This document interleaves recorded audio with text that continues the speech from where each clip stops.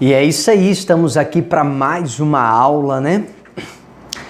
Nós estamos agora iniciando mais um módulo aqui do nosso curso de Maturidade no Espírito e nós vamos falar agora sobre a nova aliança. Nós vamos falar um pouquinho sobre a nova aliança. Amém, pessoal? Que Deus possa abençoar a vida de cada um dos irmãos. Nós estamos fazendo de tudo para poder trazer conteúdos extraordinários para vocês, tá? Bom, nós vamos começar aqui agora na nossa apostila, falar um pouco sobre a nova aliança. Na verdade, o que é aliança? A aliança é um contrato, por isso de velha aliança ou velho contrato, ou nova aliança, novo contrato. Então, o primeiro contrato a gente sabe que Deus fez com Moisés, mas esse contrato então ficou velho, por isso de velha aliança. Esse velho contrato, o Velho Testamento, ele se envelheceu. Então agora nós temos um novo contrato, e esse novo contrato não é mais Deus e Moisés, agora é Deus e Cristo, como está escrito em João 1,17, que a lei foi dada por Moisés, mas a graça e a verdade vieram com Cristo, ou seja, a velha aliança com Moisés já ficou para trás, agora nós estamos em uma nova aliança. Bom, eu quero ler aqui com vocês, apesar de estarmos na nova aliança, há muitos que vivem de acordo com os preceitos da velha aliança, do Velho Testamento, do velho contrato, né? Havia um céu de bronze sobre a cabeça dos homens, porque nenhum deles podia cumprir as exigências da lei. Ou seja, para que a bênção de Deus viesse sobre o homem na velha aliança, no Antigo Testamento, no velho contrato, o homem tinha que cumprir todas as leis. E deixa eu dizer uma coisa para você. Se você ler a partir de Êxodo, capítulo de número 20, você vai perceber que não existe apenas 10 leis. Os 10 mandamentos escritos em pedra foram um resumo. Só que ali você vai ver todas as leis, todos os mandamentos que Deus deu, que vai totalizar em 613 mandamentos ou 613 leis, que foram a que Deus ortogou por intermédio de Moisés. Então, para que a bênção de Deus se revelasse, se manifestasse sobre o povo, ele tinha que cumprir à risca todas as 613 leis, amém? No entanto, no Novo Testamento não há mais céu de bronze, porque o céu foi aberto sobre nós. E por que é que o céu foi aberto? Porque você está em Cristo. Lá no Calvário aconteceu a grande troca. Cristo se tornou o que eu era, para que eu seja o que ele é. Vamos ler o que está em 2 Coríntios 5:21. Aquele que não conheceu o pecado, ele o fez pecado por nós, para que nele fôssemos feitos justiça de Deus. Como que funciona isso? Jesus justo, eu pecador. Ele, Cristo, ele não conheceu o pecado. Como ele não conheceu o pecado, então ele se fez pecado. E quando ele se fez pecado, automaticamente ele me fez justo. Nós trocamos de lugar. Essa troca aconteceu na cruz, no Calvário. Na cruz, o pecador vai para o lugar de justo e o justo vem para o lugar do pecador. E qual era o lugar do pecador? O lugar do pecador é a morte. E qual é o lugar do justo diante de Deus? Então Cristo, como justo, se fez pecado, ou seja, ele veio para o meu lugar, ele foi para o lugar de morte, que era meu e era seu, e eu, que era pecador, vou para o lugar do justo. Qual é o lugar do justo? O justo é Cristo, diante de Deus. Então agora nós estamos diante de Deus como justo. Quando Deus olha para mim e olha para você, ele não nos vê como pecador, ele nos vê como justo. Nossa recompensa era a morte. E a de Cristo era estar diante de Deus. Então houve essa troca, ele trocou de lugar. Não fomos feitos apenas justos, fomos feitos justiça diante de Deus, como está em 2 Coríntios 5:21. Aquele que não conheceu o pecado se fez pecado por nós, para que nele fôssemos feitos justiça de Deus. Ou seja, eu não sou apenas justo diante do Senhor, eu agora sou justiça diante de Deus. Para muitos crentes, Jesus morreu à toa. Você pode observar que tem muitas pessoas que ainda que estão na igreja, elas não conseguem acreditar que Cristo já perdoou o nosso pecado. Eles não acreditam nessa troca de lugar. Existem pessoas, os religiosos principalmente, eles não conseguem acreditar que Cristo morreu em meu lugar. Era para mim estar no caminho da morte e Cristo no caminho para diante de Deus. Só que agora eu estou diante de Deus e Cristo então vai para o caminho da morte. Ele pegou meu lugar e me deu o lugar dele para mim. Então, como que é a visão do religioso? Eles não conseguem acreditar que essa troca aconteceu. Eles olham e continuam olhando como que ainda fossem pecadores. Ah, você se acha justo? Não. Eu não me acho justo, eu sou justiça de Deus. Maxwell, você está sendo muito arrogante. Não, eu não estou sendo arrogante. Arrogante é aqueles que não aceitam a graça de Cristo. É aqueles que não aceitam a morte vicária de Cristo na cruz. É aqueles que não aceitam essa troca. Aqueles que não aceitam essa troca, sim, são arrogantes, porque eles se acham que são capazes de ser justos e fazer justiça por conta própria. Eu não sou soberbo e arrogante. Eu entendo que sou justiça de Deus. Ele tomou o meu lugar na cruz para que hoje eu ocupe o lugar que é dele na glória. Ou seja, o meu lugar que era na cruz, Cristo ocupou. E agora o lugar que é dele em glória, nós, eu, você, que entende esse princípio, agora ocupa esse lugar. Essa grande troca do Calvário faz com que Deus trate você como se fosse Cristo. Não, você não pegou essa. Eu vou repetir. Essa grande troca do Calvário faz com que Deus trate você hoje como se você fosse Cristo. Você foi unido a Ele e a posição dele agora é sua. Quando você chega diante de Deus, Cristo está chegando com você. O que nós não entendemos, o que a religiosidade não deixa a gente entender, é que quando Deus olha para nós, Ele nos olha como se estivesse olhando para Cristo. Quando nós vamos chegar diante do trono da glória de Deus, Cristo vai chegando diante do trono, diante da glória do Senhor. Por que que Deus olha para mim e para você como se estivesse olhando para Cristo? É simples. É porque o céu está aberto apenas sobre Cristo. Eu vou repetir. O céu não está aberto sobre mim ou sobre você. O céu está aberto apenas sobre Cristo.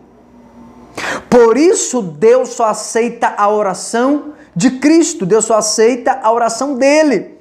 Só tem uma pessoa que Deus ouve. Quem é essa pessoa? Essa pessoa se chama Jesus Cristo. Deus não me ouve, Deus não te ouve, Deus ouve apenas Cristo. E agora? Agora Deus nos coloca em Cristo.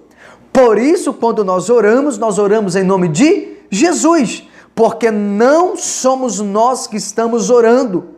Quando nós oramos, é o Senhor Jesus que está orando. Deus só recebe a oferta perfeita. E qual é a oferta perfeita? Cristo.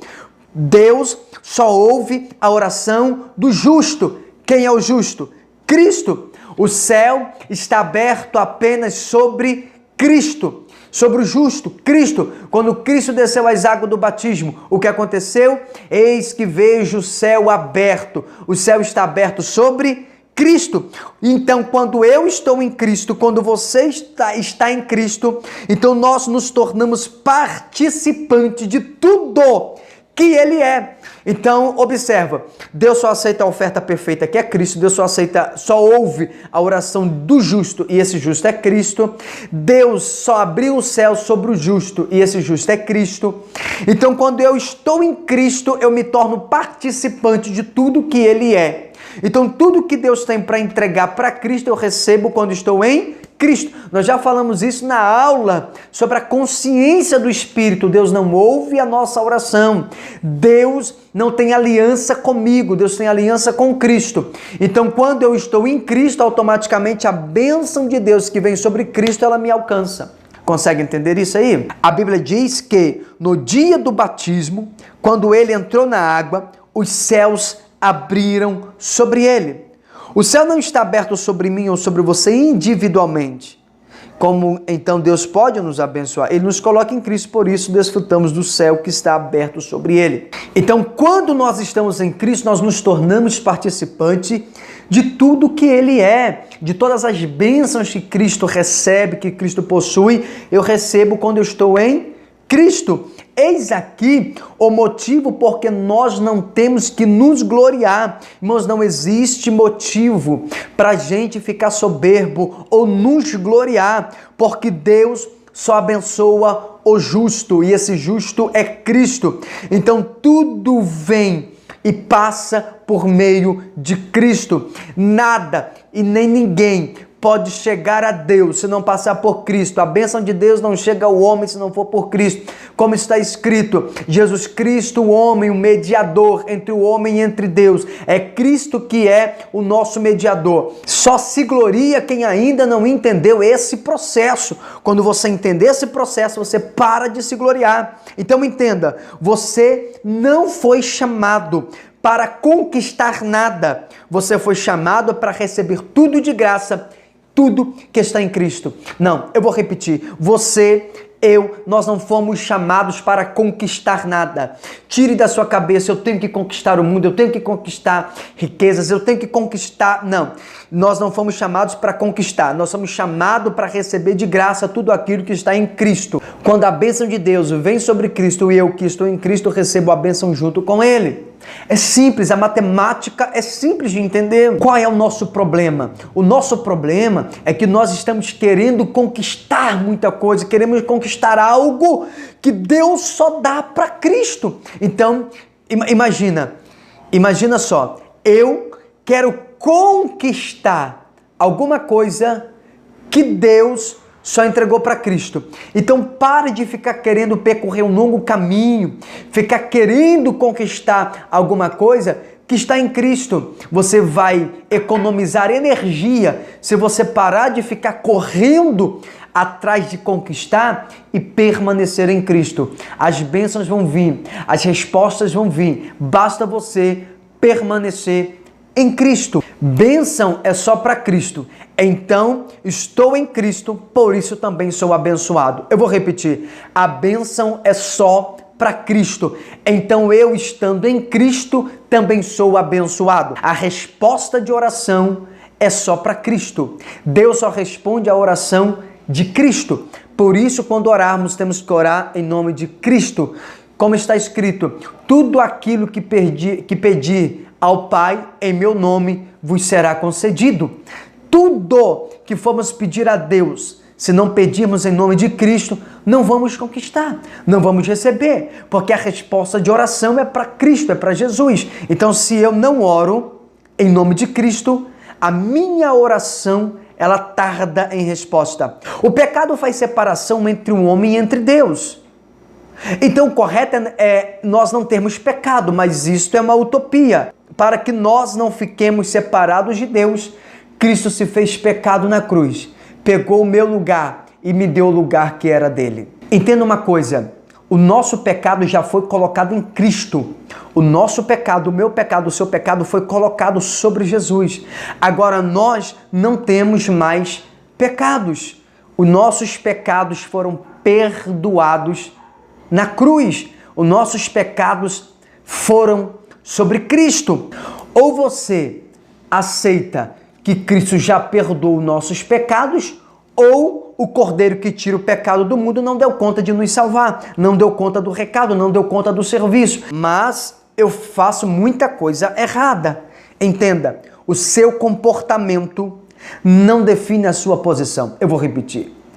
O seu comportamento não define a sua posição diante de Deus. E qual é a minha posição diante de Deus? A minha posição diante de Deus é justo, é santo. E o meu comportamento não define a minha posição diante de Deus. O que define a minha posição diante de Deus é Cristo. O meu comportamento não diz quem eu sou. O que diz quem eu sou é o sangue de Cristo derramado na cruz. Aí sim, ele pode falar quem eu sou diante de Deus. A história do bom samaritano vai ilustrar muito bem o que eu quero passar para você. Vem o sacerdote, não ajuda, vem o levita, não ajuda, vem o israelita, não ajuda. Então o bom samaritano vem, pega ele, leva ele para a hospedaria, para a hotelaria e diz, cuida dele que eu vou pagar. Então ele paga toda a despesa para poder cuidar daquele rapaz, para cuidar daquele homem. Quando aí ele vai dizer, tudo está pago, já paguei tudo, agora cuida dele. Se porventura ficar alguma dívida, quando eu voltar, eu passo aqui e acerto tudo. Isso se chama amor incondicional. Bom, Cristo na cruz pagou nossos pecados, está pago. Ah, mas e os meus delitos que eu vou cometer? Fica tranquilo, quando ele voltar, ele termina de pagar o resto. Ele vem e quita o resto que falta.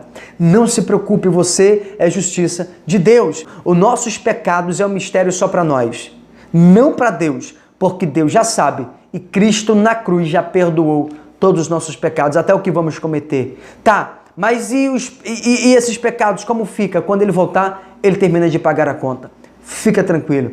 Esse é o amor incondicional de Deus para conosco.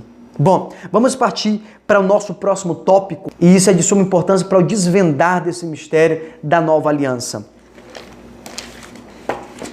Nós vamos falar um pouco agora sobre o princípio do representante. Irmão, entenda, isso é de suma importância para que possamos entender um pouco mais sobre a nova aliança. Você precisa compreender que toda aliança, todo contrato, ela tem cláusulas. E nós vamos falar muito sobre as cláusulas da nova aliança aqui.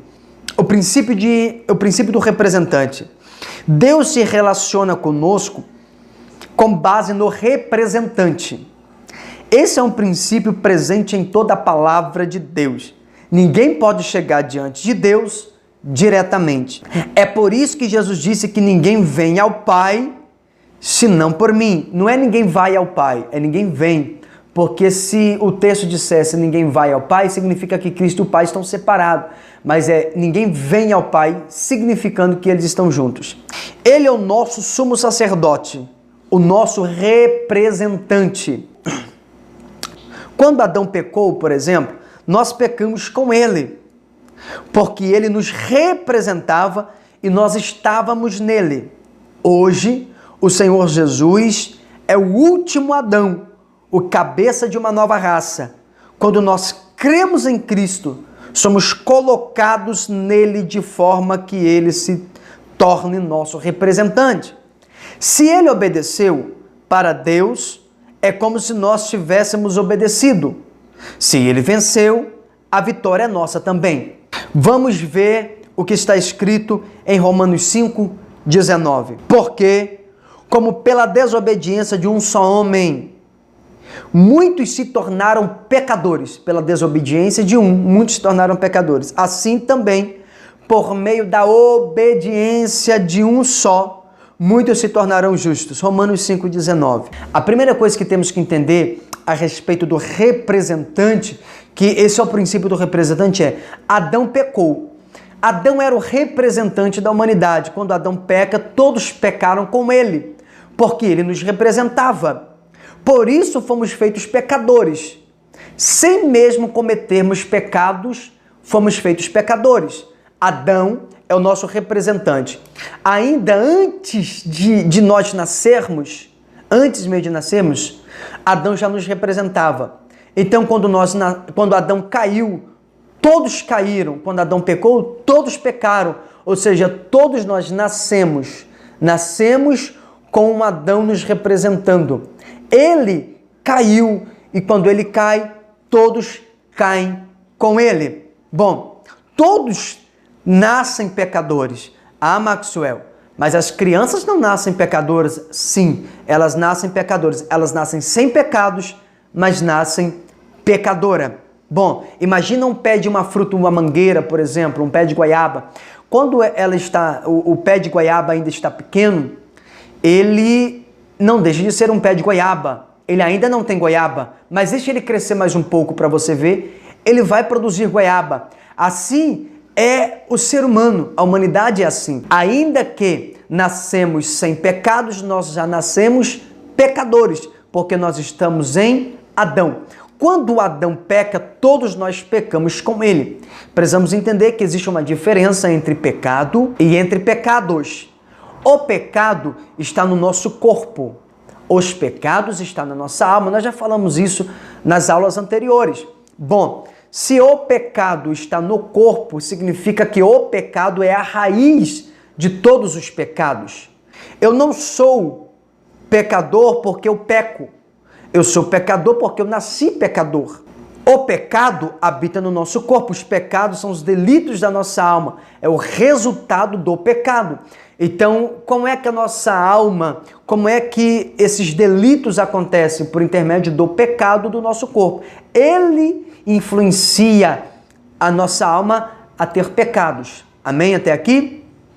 Bom, Jesus morreu na cruz para perdoar os nossos pecados. Que nós precisamos entender que quando Cristo morre, ele morre para perdoar os nossos pecados. Nossos pecados foram perdoados por Cristo. O pecado precisa ser arrancado, por isso está escrito, eis aqui o Cordeiro que tira o pecado do mundo. O pecado tem que ser tirado. Não basta apenas ser perdoado, tem que ser tirado. Por quê? Porque se ele tira o pecado, nós não cometemos mais pecados.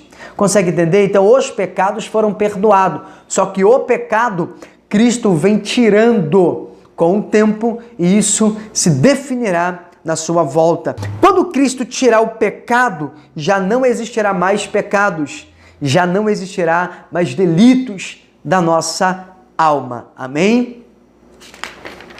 Observa, como o Senhor Jesus, que nunca cometeu pecado, se tornou pecado. Ele recebeu o nosso pecado. Como nós, que nunca praticamos a justiça, nos tornamos justos. Nós recebemos a justiça dele. Dele quem? De Cristo. Essa é a grande sacada, irmão. Que grande sacada é essa? É a grande troca do Calvário. Quando Jesus recebeu o nosso pecado, Deus o julgou, Deus o puniu. Quando recebemos a Cristo como a nossa justiça, Deus nos abençoa. O Senhor não merecia se tornar pecado e nós não merecemos ser feitos justos. Nós já falamos aqui um pouco a respeito de Adão.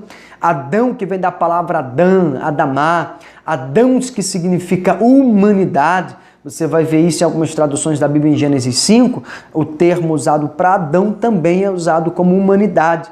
Então, Adão, ele é o representante de toda a humanidade. Então, quando ele cai, toda a humanidade caiu com ele. Então vem o último Adão, que é Cristo. Então quando Cristo, como Cristo é justo, todos que agora estão em Cristo é feito justo.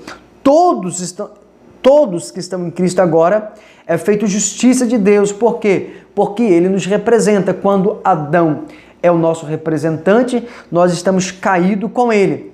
Quando trocamos de representante, então nós deixamos Adão deixa de ser o nosso representante e o nosso representante passa a ser Cristo. Então agora o nosso representante é justo. E se ele nos representa, nós também somos justos. Por quê, irmãos? Nós temos grande dificuldade de aceitar isso. Porque os religiosos têm grande dificuldade. Os religiosos conseguem aceitar que são pecadores porque Adão pecou. Consegue aceitar que estão caídos porque Adão caiu, mas não conseguem aceitar que somos justos, que é justo porque Cristo é justo. Irmãos, o problema do religioso é que ele consegue, o religioso, ele segue muito a visão arminiana, que é uma visão antropocêntrica, que é o homem no centro.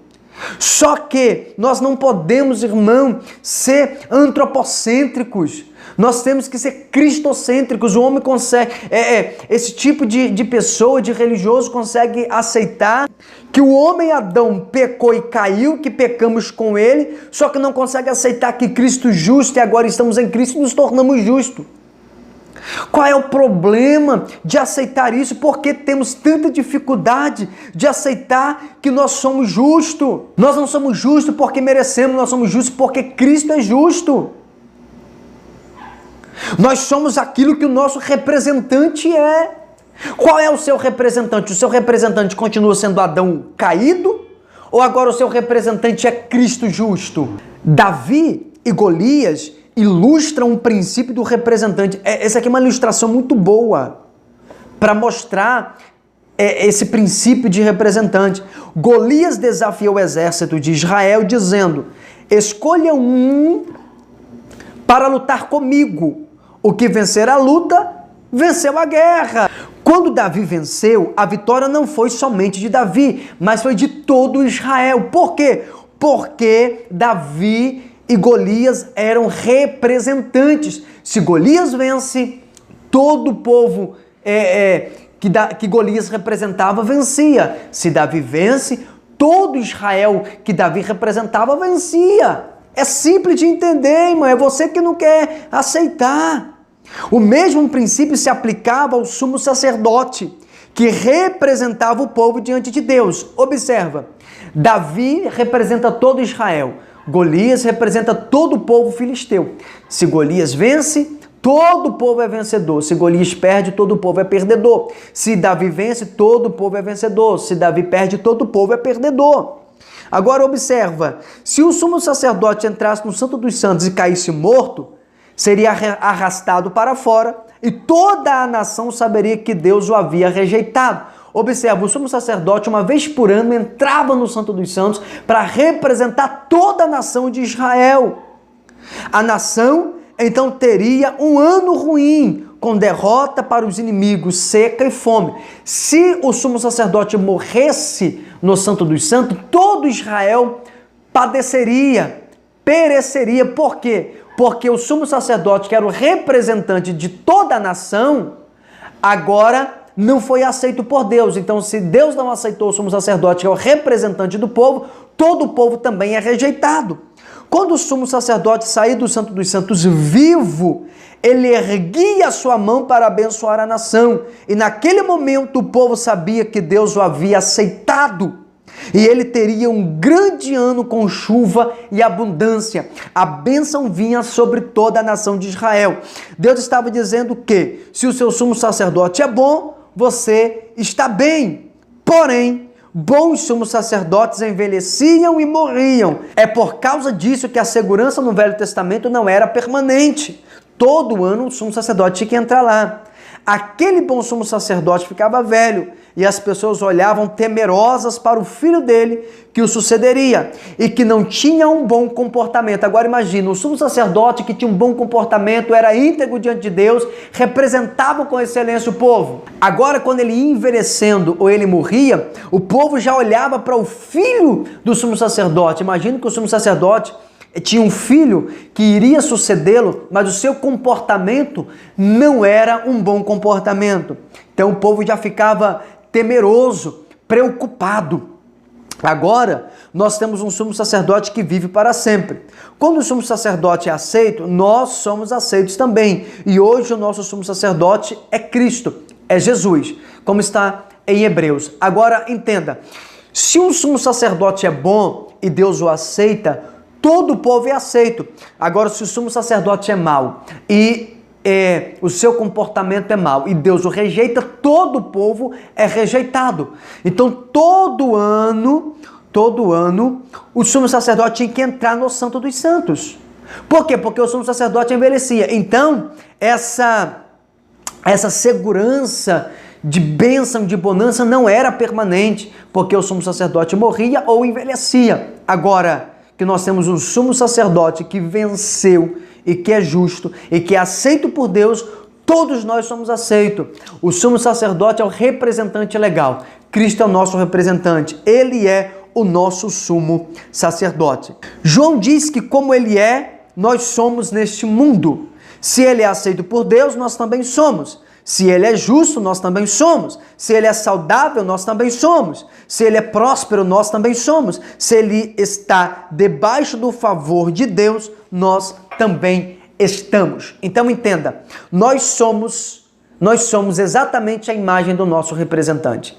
Como ele é, tal nós seremos. Nós não somos justos pelo nosso comportamento. Nós somos justos porque Cristo obedeceu. Ele é o nosso representante. Ele nos representa. Nós trocamos de representante quando confessamos Cristo e ele nos aceita. Aqui mora um grande desafio. Você vai continuar tendo Adão como seu representante ou você vai ter agora o último Adão, Cristo, como seu representante? Muitos têm Moisés como seu representante, vive debaixo da velha aliança, debaixo de lei, debaixo de jugo. Porém, nós vivemos em graça, que é Cristo, o nosso novo representante. Eu prefiro estar debaixo da representação de Cristo, porque dele eu sei que não cometeu erro, que não cometeu pecado, porque dele eu sei que posso esperar 100% de certeza de justiça. Deus fez de Cristo justo, e porque Cristo é justo, eu sou justo com ele. Ou melhor, Cristo, por ser justo, nos fez justiça. Nós somos a justiça de Deus. Olhe para você agora. Se você está em Cristo, você não tem mais pecado. Eu vou repetir. Se você está em Cristo, perdoados te são os teus pecados. Os nossos pecados foram perdoados por Cristo lá na cruz do Calvário. Aceite esta palavra e os seus dias ficarão muito melhor do que você imagina. Bom, na próxima aula nós vamos falar sobre a base da redenção, que é a justiça. A base da redenção, da salvação, do resgate é a justiça. Agora é o momento do tudo ou nada. Você aceita Cristo como seu representante. Você deixa ele te representar diante de Deus para que as bênçãos venham sobre você, ou você vive debaixo de julgo, ou você vive debaixo de religiosidade. Você decide. A escolha é sua. O nosso compromisso, o nosso desafio é transmitir a você a realidade e a essência da verdade da palavra. Cristo é a nossa justiça e nós somos justos com ele. Deus te abençoe. Até a nossa próxima aula.